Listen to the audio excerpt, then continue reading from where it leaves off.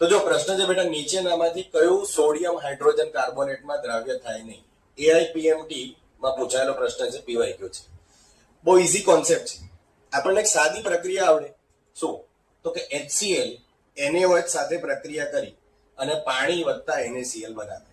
આ સાદી પ્રક્રિયા 9મા 10માના બાળકને આવડતી હોય, આપણને આવડે છે.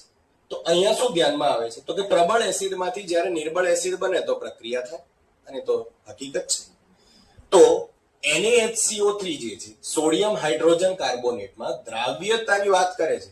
જો પ્રક્રિયા થશે તો મતલબ દ્રાવ્ય, પ્રક્રિયા ન થાય તો અદ્રાવ્ય. પ્રક્રિયા થાય તો શું હોય? દ્રાવ્ય. અને પ્રક્રિયા ન થાય તો અદ્રાવ્ય. હવે પ્રબળ એસિડમાંથી નિર્બળ એસિડ જોઈએ છે, હા કે ના?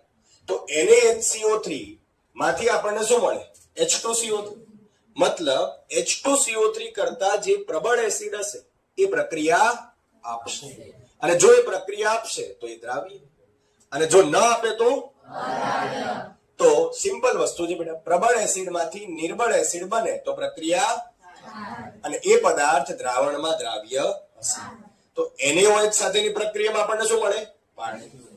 NaNH2 માં NH3, NaHCO3 માં H2CO3, અને સોડિયમ સાથેની પ્રક્રિયાથી H2.